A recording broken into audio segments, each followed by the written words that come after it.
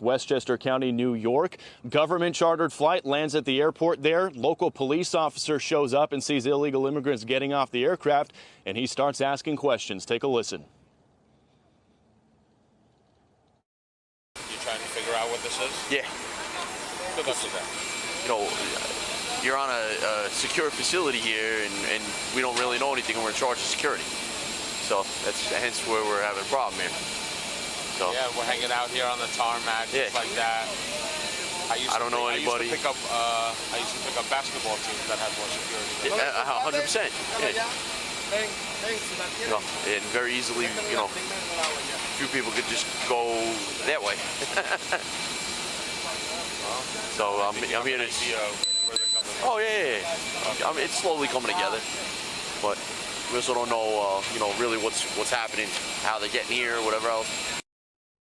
You don't want to be somewhere where the spotlight is. Yeah. You want to try to keep it as down low as possible. A lot of this is just. No, I get it. I just, like I said, stuff that we don't tell people, because what we don't want to do is attract attention.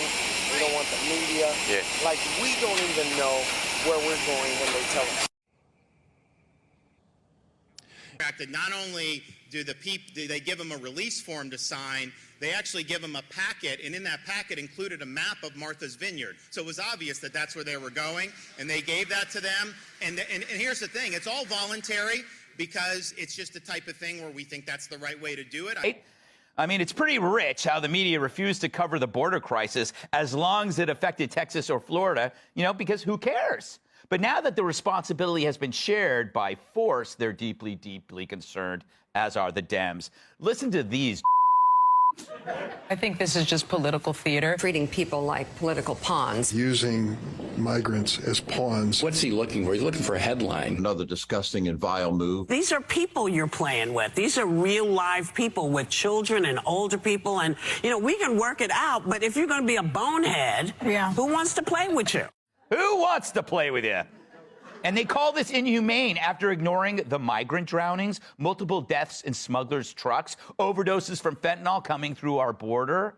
So save your outrage, you gargantuan gas bags. You are just worried about losing the cheap labor that trims your hedges. This morning, she received some uninvited guests. A group of more than 100 illegal migrants. They assembled outside her residence looking for food, shelter, and jobs.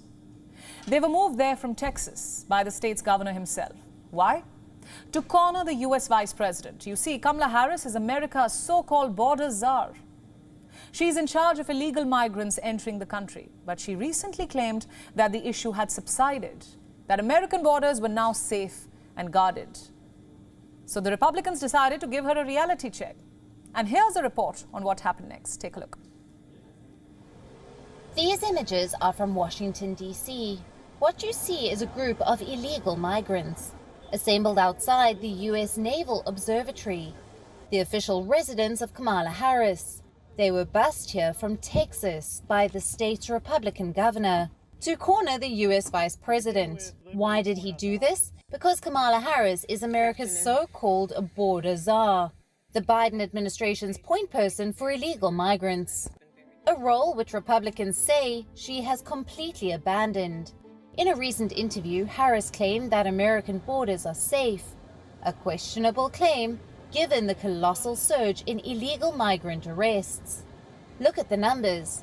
America apprehended more than 200,000 illegal migrants in July this year. This is 340% higher than the average arrests in July in the last 5 years. Analysts say if the trend persists, there will be more than 2 million migrants behind bars by the end of 2022. Where are these migrants coming from? Mostly from Colombia, Panama, Guyana, Nicaragua, Venezuela, and Cuba. Where are they being arrested? Mostly in the states of Florida, Mississippi, Texas, and Arizona, all of which happen to be governed by Republicans. So what do the Republicans do? They send migrants to the vice president's doorstep in order to pressure Democrats into doing their job. More than 100 of them were dropped outside her home in a clear bid to expose Kamala Harris's claims.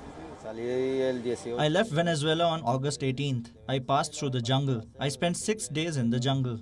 Cuba, Nicaragua, Nicaragua, Honduras, Honduras, Guatemala, Guatemala, Mexico. And in Mexico it got ugly. Anything unpleasant that can happen to a human being happens to migrants.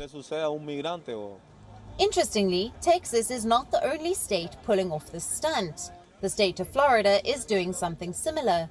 On Thursday, it sent a plane filled with migrants to an island governed by Democrats, Martha's Vineyard in Massachusetts, a vacation spot for the rich and affluent.